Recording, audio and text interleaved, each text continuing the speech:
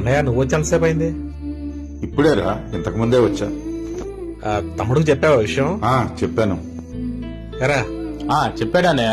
అదే పెద్ద బుజ్జికి పెళ్లి కుదిరేలాగా ఉంది, తలవ చేయమన్నాడు అన్నయ్య. మనమేం చేయగలం అన్నయ్య? మనమేం చేయగలమంటే ఎలాగరా? అన్నయ్యకే నువ్వు నేను తప్ప ఇంకెవరున్నారా? కరెక్టేలే గాని మనకే పిల్లలు ఉన్నారు, మన ప్రాబ్లమ్స్ మనకు ఉన్నాయి కదా అన్నయ్య. కరెక్టేరా, ప్రాబ్లమ్స్ లేని మనిషి ఈ భూమి మీద ఎవడున్నాడరా? అన్నల దమ్ములం అంటే కష్ట సుఖాల్లో పాలు పంచుకుంటేనే కదరా బంధానికి విలువ అనేది ఉండేది. అందుకే అన్నయ్య మనకొచ్చిన వాట కూడా అన్నయ్యకి తక్కువ రేటుకి ఇచ్చేసాం, ఇంటి స్థలం ఊరినే వదిలేసాం. అన్నయ్యకి ఇంకా మనం ఏం తక్కువ చేసాం అన్నయ్య? అరే తమ్ముడు, అన్నయ్యకి మనం ఏం తక్కువ చేసాం అనకూడదురా.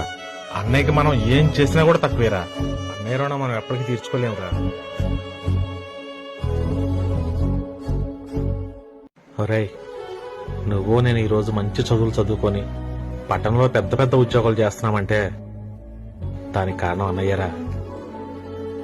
అన్నయ్య కూడా మనలాగా పెద్ద చదువులు చదవకుండా 7వ తరగతి తోటి ఎందుకు ఆపించాడో తెలుసా నీకు?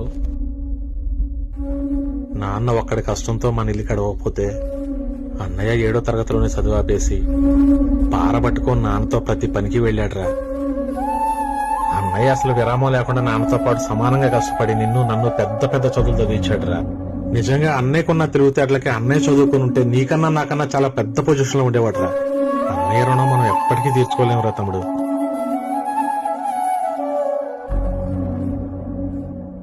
ఇంత చేసిన అన్నయ్య ఈ రోజు కూతురు పెళ్లి చేయటం మన దగ్గర చేయి చాపాలేరా?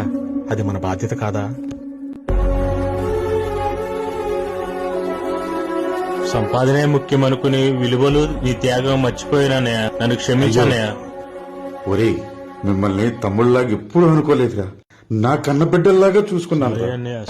అన్నంటే నాన్నంట, తమ్ముడు తన కొడుకంట, ఆ సంగతి అర్థం అయితే జన్మంతా ఆనంద. అన్నయ్య, మన పెద్ద బుజ్జి పెళ్లి ఒక రేంజ్ లో చేద్దాం.